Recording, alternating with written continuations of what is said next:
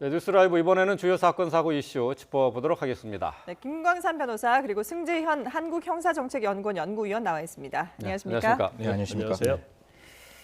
자, 오늘 먼저 첫 번째로 살펴볼 이슈는 극단적인 선택을 한 전 청와대 특감반원의 수사와 관련된 내용입니다.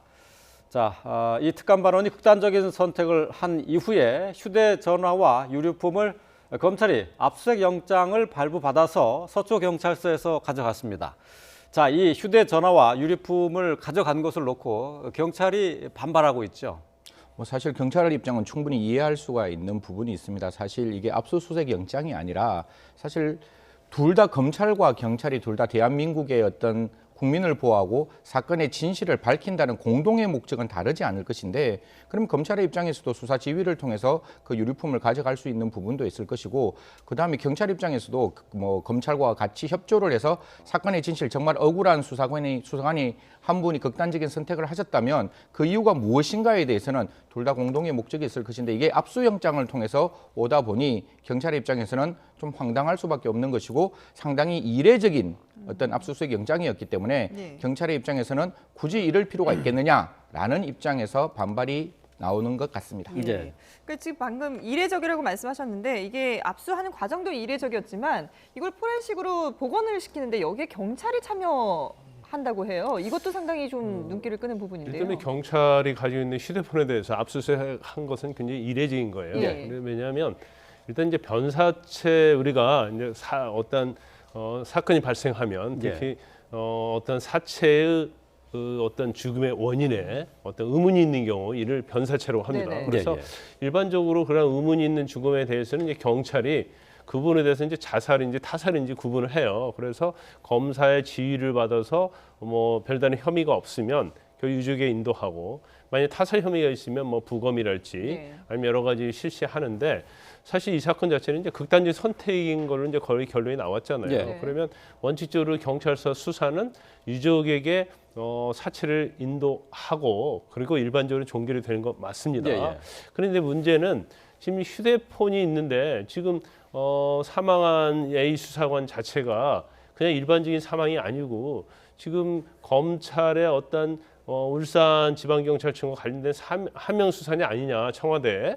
그 부분에서 가장 핵심적인 사람이기 때문에 그 사람이 가지고 있던 휴대폰이 굉장히 중요하다고 볼 수 있거든요. 네. 그래서 이제 검찰은 아마 그런 생각이었던 것 같아요.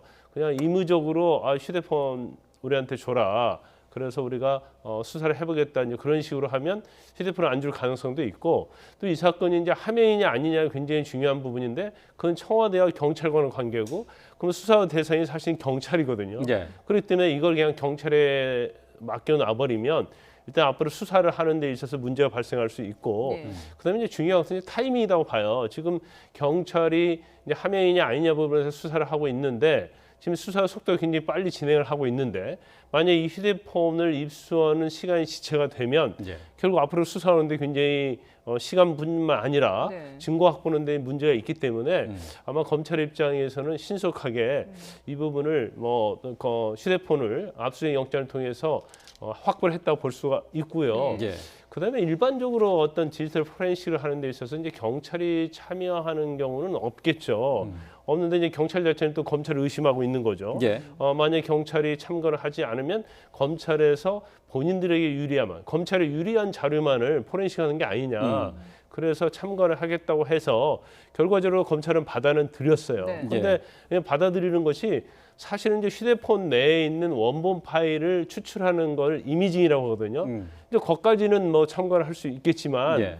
그 내용 자체는 사실은 검찰이 수사하는데 경찰이 와서 그걸 확인하는 것은 맞지는 않아요. 더군다나 압수수색 영장 발부한 이유가 검찰에서 확보를 해서 이걸 포렌식하라는 취지로 발부가 됐기 때문에 네. 그래서 아마 검찰이 포렌식을 지금 여러 가지 문제점이 있긴 하지만 예. 포렌식까지 하는 거니까 이미징 추출하는 데까지는 참가를 하게 하는데, 그걸 빼내서 분석하고 거기까지는 경찰이 참가하는 데는 반대한다, 이런 취지인 것 같습니다. 예. 예. 사실 이 사건을 조금 설명을 드리면 예. 제일 처음에 이제 극단적인 선택을 하신 수사관이 이제 사실 참고인으로 검찰에 출석을 하게 되면 그 참고인이기 때문에 피의자가 아니니까 사실 뭐 임의 수사를 할 거예요. 그리고 그 참고인으로 왔는 그 경찰 수사관이 임의 제출로 휴대폰을 제출했다면 사실 휴대폰을 받을 수 있는 검찰의 어떤 가능성은 높았거든요. 그런데 이제 지금 극단적인 선택을 하셨기 때문에 그 수사관이 휴대폰을 가져올 방법이 없었기 때문에 저는 영장을 한번 봤으면 좋겠는데 이 영장 발부가 이 극단적인 선택을 한 그러니까 A 씨의 가 피의자로 적시됐는 게 아니라 제3자가 적시됐을 거예요. 제3자가 적시되고 그 사건과 관련된 직권 남용 혐의에 대한 압수수색 영장. 그러니까 A라는 사람에 대한 어떤 A라는 단체도 될 수 있고 A라는 사람도 될 수 있는데 그 사람의 어떤 사건의 실체 진실을 밝히기 위해서는 결국 지금 극단적인 선택을 하신 그 A 수사관의 휴대폰이 필요한 거 아니냐. 그래서 아마 압수영장이 발부됐는 걸로 보이기 때문에 검찰의 입장에서는 이런 의미에서 만약에 압수수색을 했다면 이거는 분명히 적법한 압수수색이 될 수가 있는데 서로 양 당사자가 나오는 말이 너무 국민들 입장에서는 불편한 거예요. 검찰의 입장에서는 이게 경찰이 관련된 수사기 때문에 경찰 너희가 그 압수물을 갖고 있는 건 부적절하다 이렇게 얘기하는 거고 경찰에서는 검찰이 그 압수물에 대한 위작 변작의 위험이 있으니까 난 너희를 못 믿겠다고 얘기하는데 이러면 정말 검경수사권 안 된다고 볼 수밖에 없는 거예요. 이 사건의 진실은 피해자는 없고 사건의 진실은 없고 오로지 양 당사자 간의 기관의 이익만 지금 국민들 앞에 나오고 있는데 좀 이런 부분은 자중하셔가지고 사건의 진실, 피해자의 마음 이런 것들을 조금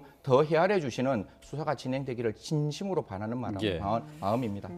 그러니까 결과적으로는 청와대 이제 하명 수사 의혹과 관련돼 있는 그 선거 개입 의혹과 관련돼 있는 수사를 진행하면서 검찰과 경찰이 충돌하고 있는 건데 결국 그 검찰은 지금 뭐 신속한 진상 규명을 위해서 필요하다고 압수수색을 했지만은 경찰은 검찰을 결국 못 믿겠다는 그런 얘기가 되는 거죠.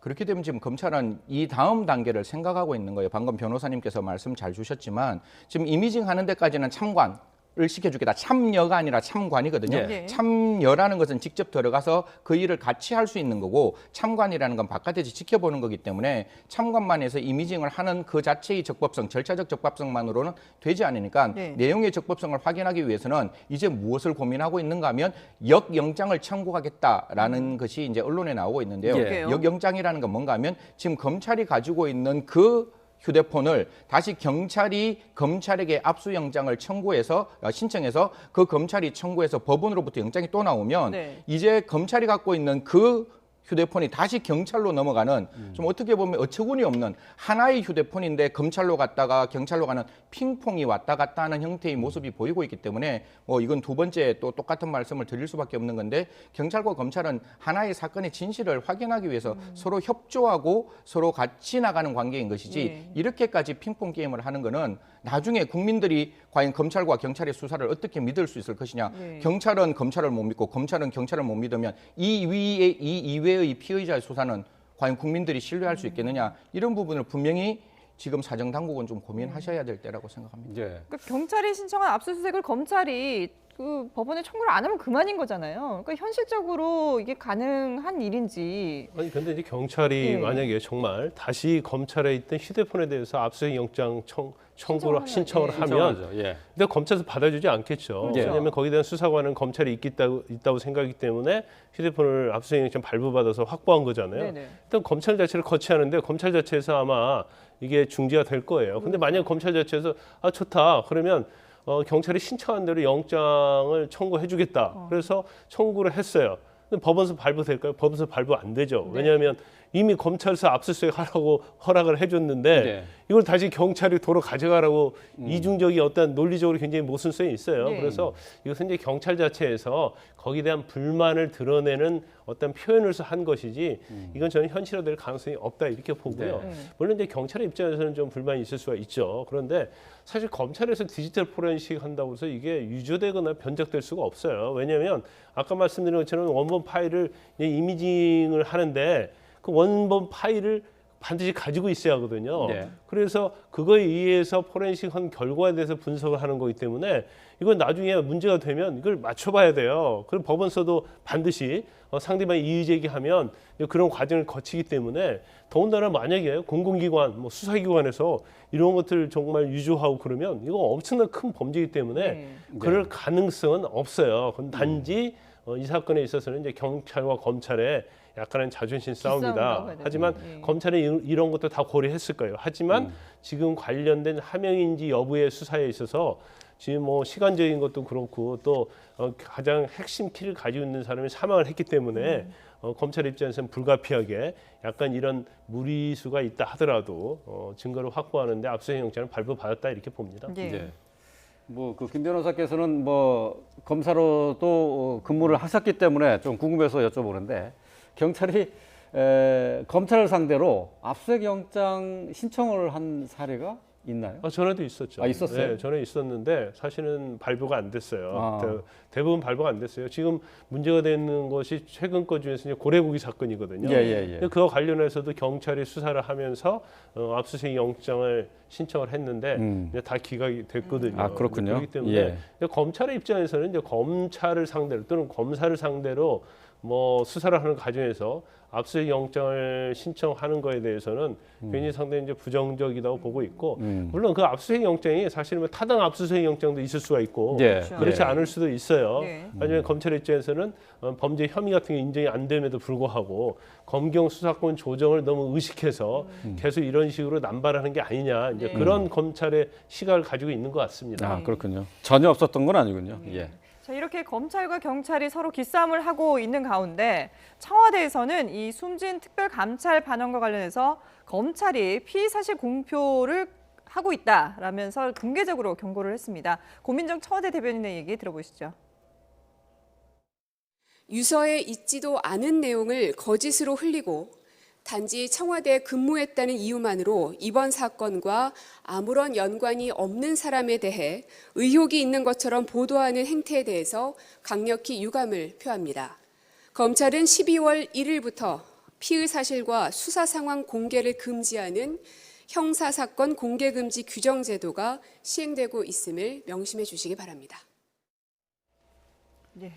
특감반원이 극단적인 선택을 한 이후에 청와대가 적극적으로 이렇게 입장을 내놓고 있거든요. 이거는 어떻게 해석을 해야 됩니까? 뭐 당연히 이 사건의 또 중심이 청와대로 화살이 갈 수밖에 없기 때문에 청와대 입장에서는 분명히 아닌 부분은 아니다고 말을 하는 거고 네. 분명히 사실인 부분은 사실이라고 이제 이야기를 해야 되는데 어제 고민정 대변인이 어제 한 말로는 어떤 말이 방금 우리 저 녹취에서 나왔지만 예. 유서에 있지도 않는 예. 내용을 거짓으로 흘리고 있다. 사실 모르겠습니다. 저는 만약에 제가 청와대 대변인이었으면 우리도 모르는 유서 내용을 어떻게 언론이 알고 있느냐라는 워딩이면 좀 마음이 편할 수 있는데 이 워딩은 유서에 있지도 않는 내용이라고 한다면 청와대는 유서 내용을 알고 있다는 있지 얘기. 않느냐 예. 이런 오해를 불러일으키는 워딩들이 나오기 때문에 예. 굉장히 불편한 것이고 두 예. 번째는 이번 사건과 아무리 연관이 없는 사람에게라고 나오는데 이미 참고인으로 검찰에서 소환을 받을 예정이셨거든요. 네네. 그러니까 아무런 관계가 없다라는 그 근거도 제가 봤을 때 조금 부족하지 않나라는 생각을 합니다. 그리고